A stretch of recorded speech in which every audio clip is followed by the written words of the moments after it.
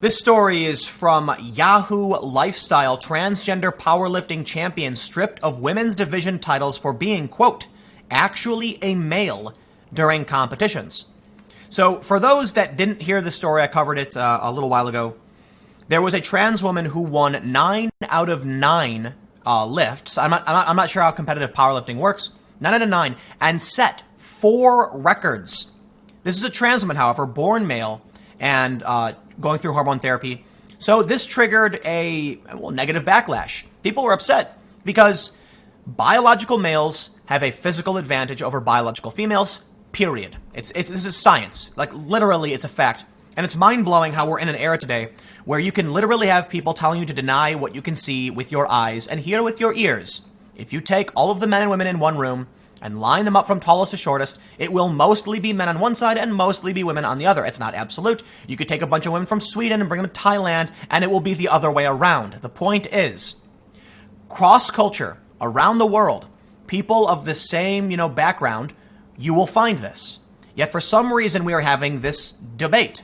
Now, we should absolutely protect the rights of trans people, but sporting events rules are arbitrarily set. But set, I say arbitrary in that we decide what those rules are. You know what that means?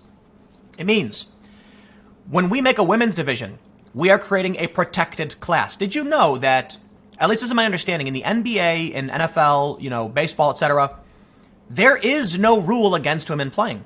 Women have absolutely every right to try out and compete in Major League, baseball, in the NFL.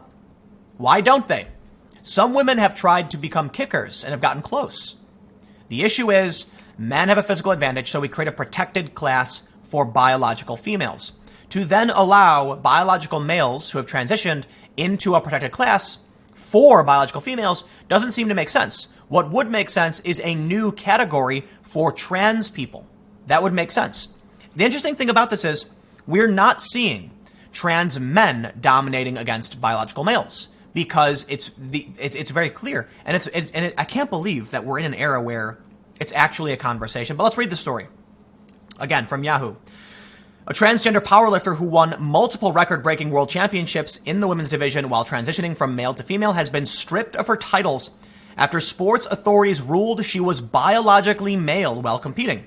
The Raw Powerlifting Federation announced on May 3rd that it had revoked the titles won by Mary Gregory in the women's squat, bench press, and deadlift categories, as well as the Masters total world record she had earned for her overall weightlifting scores at the 100% Raw competition on April 27th. Gregory's landslide victories, which included multiple world records she'd set for her age, she was 43 at the time, and weight categories, prompted automatic drug testing per Raw Powerlifting Federation's post-competition protocol, said a statement released by the organization. It was then that authorities within the Federation learned for the first time that Gregory was transitioning, they claim. So interestingly, this news came out, and everyone knew this individual was trans, but the organization didn't. So here's another interesting, conundrum in the development of trans rights and in the trans issues, is that let me do this. I read a story. There was a tragic incident. I'm not gonna talk about too much, but it was reported that the perpetrator of this incident was male. They literally said it was a male student. Halfway down the story, they say it was actually a biological female transitioning. Well, a trans man is never going to be biologically male. A trans woman will never be biologically female. These distinctions are important. But I believe it was NBC, I could be wrong, said it was a male. No. You can argue it's a man, sure, a trans man. But that is not a male. And this is where things get confusing. So think about how it pertains to a story like this.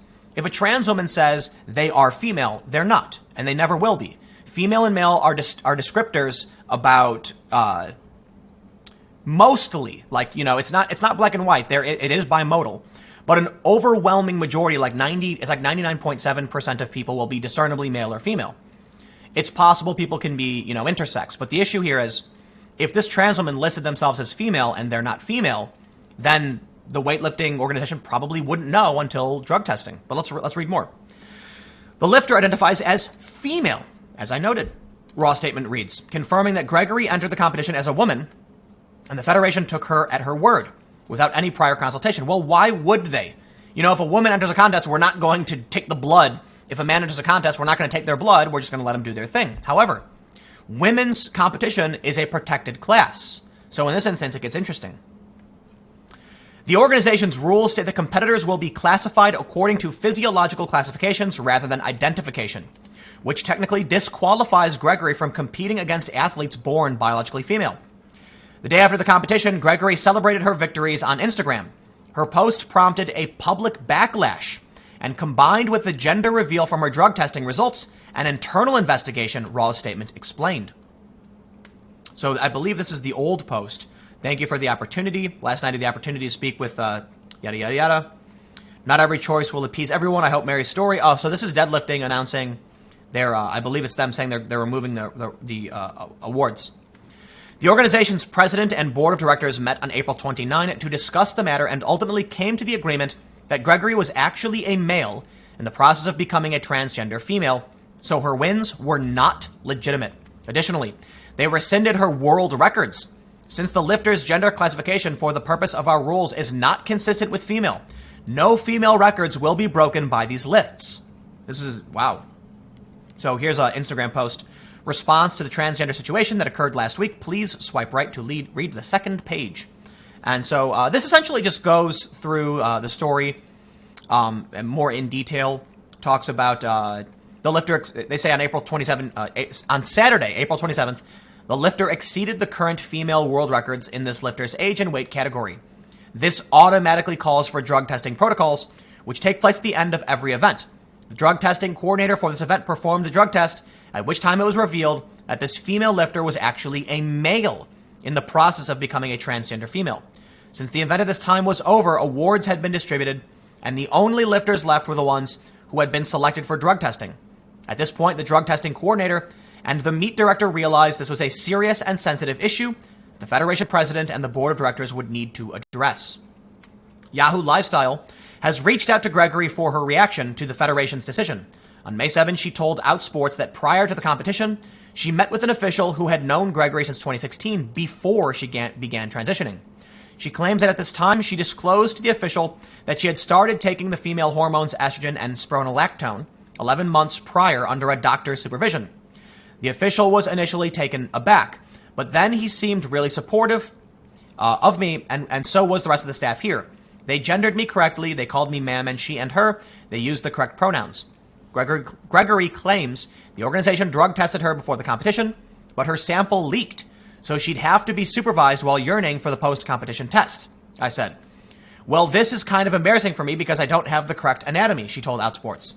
Still, I did my business while somebody watched me sitting on the toilet, and so that's where the statement comes from, because I'm sure she told them, hey, this girl's got a, well, I think you know what I'm going to say, but I'm going to avoid saying it for the sake of, we'll just move on. But male anatomy. Gregory is technically a pre-op transsexual, and she told the publication she hasn't been able to afford to undergo bottom surgery because her job as a construction worker does not provide adequate health insurance benefits. Perfect world, under perfect situations, probably yes, I would have the surgery, she said. But she claims having male anatomy does not affect her weightlifting performance. But it does reveal that this, in fact, was a trans woman. So we have a tweet here from Sharon Davies. MBE says, this is a trans woman, a male body with male physiology, getting a world record and winning a women's event in America in powerlifting. A woman with female biology cannot compete. It's a pointless, unfair playing field. You cannot have, well, I don't even think I need to say it. You can't have a biological male competing against a biological female for the most part. One thing I often like to point out, Joe Rogan mentioned this a long time ago, that when it comes to a biological female fighting a biological male, with proper grappling techniques, she can absolutely win. So you can see some instances where a biological female can win against a male in certain rules. But he did point out in MMA, a biological male, even after transitioning, is going to have bigger joints, bigger reach, stronger bones. Bone density and muscle mass are retained somewhat. Bone density is, muscle mass depletes a little bit, but they're still going to have a massive advantage. So this is actually, the story is interesting because we've heard that USA Powerlifting, this is another story, they voted 46-5 last Thursday to uphold a rule banning transgender women competitors.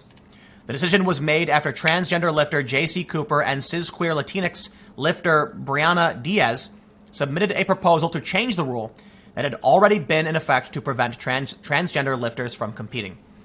So, I'm going to wrap it up here. I'm not going to read too much into the remainder of the story. They say Gregory said she'll continue to pursue powerlifting despite the bans she encounters and all the negative attention she's receiving, even if it means being a referee instead of a competitor. The story ends by saying, quote, "One reason why I decided to continue lifting is because I wanted to give the middle finger to that stigma that you can't be a strong, muscular female," she said. "I feel being strong and having muscles actually makes me feel sexy and makes me feel more comfortable in my own skin, but you are not a female." And I believe it is even unfair to say transgender female. I think it's fine to say trans woman or trans man, but female and male are descriptors pertaining to the bimodal system of biological gender. The point is, yes, there are people who don't fit the gender binary, but they are exceedingly rare. It's seriously like 99.7. It's actually like 99.8% of people that would fall into non-discernible gender. So for us to say female and male in reference, simply because some people sometimes don't fit, the perfect, our perfect understanding of gender. The reality is, male and female mean something. You guys get it. You don't need to hear it from me. You can argue that gender means something else, but this is what they're doing. They're conflating female with woman. For the longest time, they said no. Woman and man are references to social gender. Male and female are references to the biology. But now they're not doing that. Now they're just saying, female, which is part of the problem. This trans woman said that she was a female, and so they didn't realize this individual is in fact biologically male. So there you go. All wins rescinded. World record rescinded. What can I say? Well, I'll have more stories for you guys coming up tomorrow at 10 a.m. on my YouTube channel, youtube.com/TimCastNews. There's a big restructuring going on with how my channels are being put together. It is very likely that what I'm going to be doing moving forward is taking all of the stories that I do and then putting them up on a podcast at 7 p.m. So it's going to be about an hour and 20 minutes long. But hey, wouldn't it be great to have an hour and 20-minute long podcast where I do everything I've done on this channel? There's a lot of issues.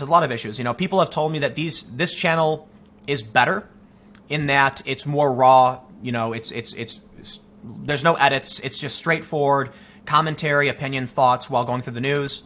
So, this is going to be part of the change. We'll figure it out. I'm figuring it out, but this will probably be up on iTunes. And if you are somebody who listens on iTunes, I guess what I'm trying to figure out is, should I make a new podcast or just change my existing podcast into the new format? I'll probably do that. We'll leave it there. Anyway, thanks for hanging out. I will see you guys tomorrow at 10 a.m. or if you're listening, 7 p.m. Adios.